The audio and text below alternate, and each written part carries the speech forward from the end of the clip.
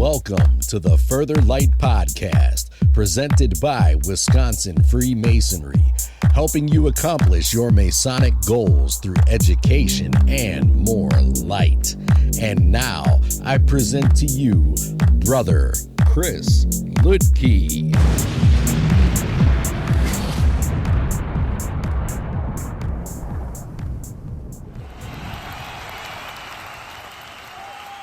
Listeners, scholars, brothers, this is Brother Chris Ludke, and today I want to explore the attentive ear, the instructive tongue, and the faithful breast.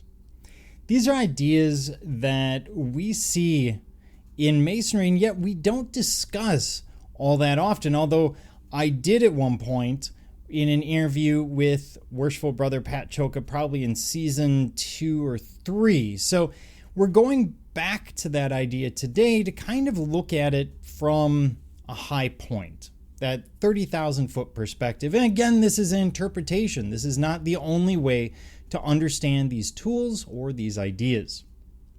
So today we're going to delve into a profound and often poetic set of Masonic ideas: the attentive ear, the instructive tongue, and the faithful breast. These aren't just quaint phrases. They represent a powerful framework for personal growth, ethical conduct, and the strengthening of our communities. Many of you might have heard these terms before, perhaps in a Masonic lodge or even discussions about personal development. But what do they truly mean, and where do they come from? The origins of these concepts are deeply rooted in the operative traditions of stonemasonry, from which speculative Freemasonry would have evolved. Imagine the early stonemasons working together on grand cathedrals, intricate structures, castles, whatever it is. Communication would have been paramount. To build effectively, one has to listen carefully to instructions, the attentive ear, share knowledge clearly and precisely, the instructive tongue, and maintain trust and loyalty within the working group, the faithful breast. These weren't abstract virtues. These are practical necessities for success and survival. As Freemasonry transitioned from operative to speculative, these practical necessities were elevated to moral and philosophical principles. They became metaphors for how we should conduct ourselves, not just in the lodge, but in all aspects of life. And here I'm going to break them down one by one. So we're not going to deal with all three at the same time. Starting with the attentive ear. Let's break down each of these elements. In a world increasingly filled with noise and distraction, the idea of an attentive ear might seem simple, and yet it's profoundly challenging. Imagine the fire hose of knowledge that we take in every day: advertisements, shows, doom scrolling, whatever it happens to be. And at the end of the day, we need to be able to filter that. And it is a profound challenge. For a Mason, this idea of the attentive ear signifies a readiness and eagerness to receive instruction, counsel, and wisdom. It means listening, not just to respond, but to truly understand. Think about it. How often do you truly listen? In our conversations, are we formulating our next point, or are we genuinely absorbing what the other person is saying? Are we trying to understand them or demand that they understand us? In a lodge setting, the attentive ear is vital for understanding the rituals, the lectures, the moral lessons being imparted. It's about being open to learning, recognizing that knowledge can come from many sources, and approaching each interaction with humility. It means listening, even when the brother who's speaking has the opposite view that you do.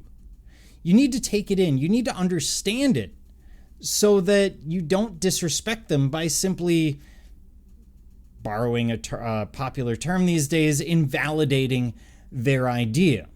It's not about saying you're right, but it's about listening, taking it in, and then speaking your point. Because you may find common ground. Beyond the lodge, the attentive ear transforms our relationships. When we truly listen to our friends, family, and colleagues, we validate their experiences. We build stronger bonds and gain insights into their perspectives. It's really about empathy. about stepping outside ourselves to grasp the world through another person's eyes or understanding or experience. It's how we learn from our elders, how we guide our children, how we foster true understanding in a divided world. Then we have the instructive tongue. This is all about speaking with purpose. If the attentive ear is all about receiving, the instructive tongue is about giving, but with purpose and wisdom. It's not about gossiping, boasting, or speaking carelessly. Instead, the instructive tongue is employed to dispense sound advice, to impart knowledge, to offer comfort, and to speak truth with kindness and discretion. For a mason, the instructive tongue is used to uphold the principles of the craft, to share its moral lessons, and to encourage brothers on their journey of self-improvement. It's about building up, not tearing down. It's about using our words as tools for constructive good. It's really about not just the words coming out, that they have to be instructive, but rather that they are the right words, to go back and borrow from a concept in Buddhism. That you understand that while you have the right to speak, that doesn't necessarily mean what you're speaking is right. And recognizing that, taking that half second to go, you know what? Does this need to be said, or will this simply do harm? So it's about more than simply speaking. It's about speaking truth with kindness and discretion. For a mason, the instructive tongue is used to uphold the principles of the craft, to share its moral lessons, and to encourage brothers on their journey of self-improvement. It's about building up, not tearing down. It's about using our words as tools for constructive good, not just as the operative mason used his tools to build enduring structures. In our daily lives, the instructive tongue calls us to be mindful of our speech. Are our words uplifting? Are they truthful?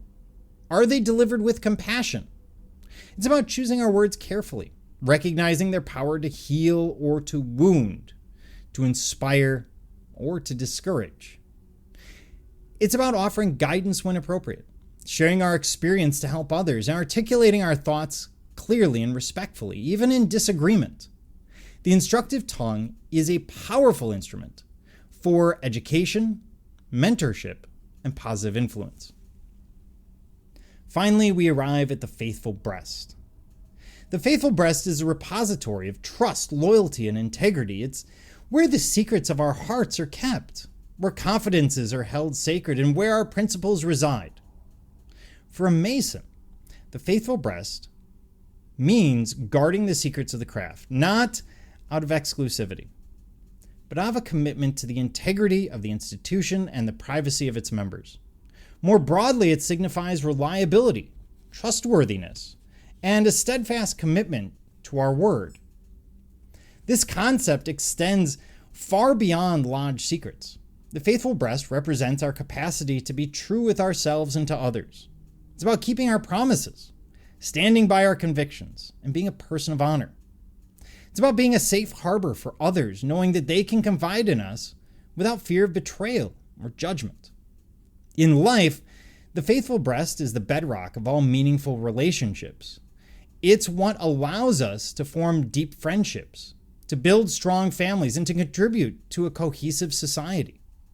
When we demonstrate a faithful breast, we build a reputation for reliability, and we earn the trust and respect of those around us. It's the quiet strength that underpins all our actions, ensuring that our words and deeds are consistent with our inner moral compass. So how do these come together? We have the attentive ear to receive, the instructive tongue to impart, and the faithful breast to preserve. These three virtues, while distinct, are interconnected and work in harmony to foster a truly virtuous life. Imagine them as a continuous loop, or perhaps as three sides of a strong equilateral triangle. You attentively listen, absorbing wisdom and understanding.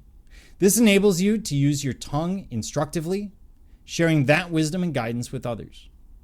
And all of this is underpinned by a faithful breast, ensuring that what you hear is kept in confidence when necessary, and that your instruction is honest and well-intentioned.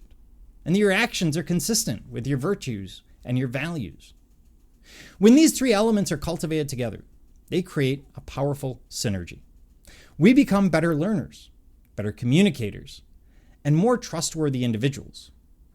We contribute positively to our families, our workplaces, and our communities. We become pillars of integrity, fostering environments of understanding, growth, and mutual respect.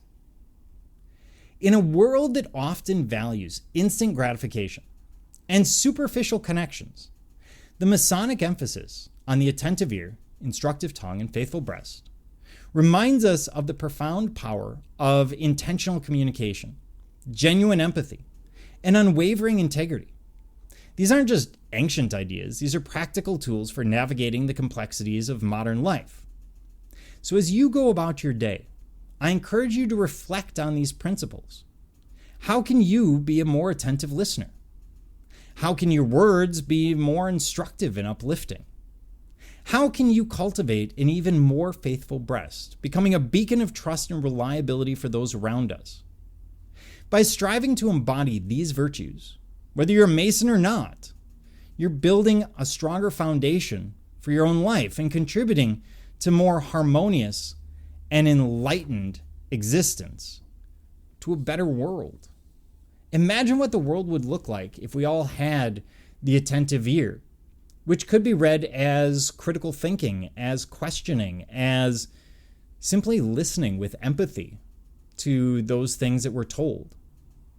The instructive tongue, which could be as simple as discussing with an apprentice elevator mechanic how to repair a control board, or it could be as complex as trying to explain to a child the meanings of life. Or the faithful breast, which isn't just about keeping secrets, as we've seen. It's about so much more. It's about being trustworthy, consistent, and following your virtues.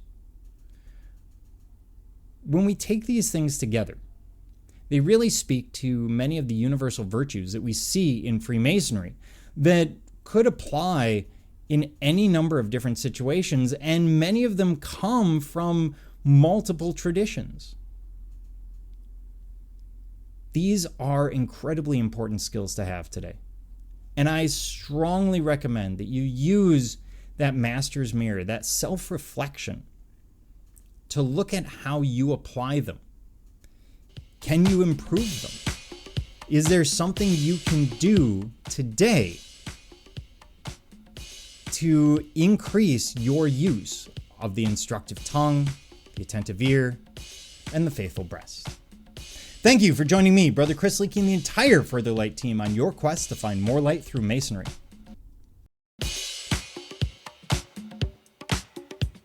Are you interested in learning more about Freemasonry in Wisconsin? Visit wisconsinmasons.org to learn more about Masonry and access further educational content and more light. Once again, that address is wimasons.org. Any questions, comments, or suggestions, please email us at education@wisconsinmasons.org. And thank you for listening.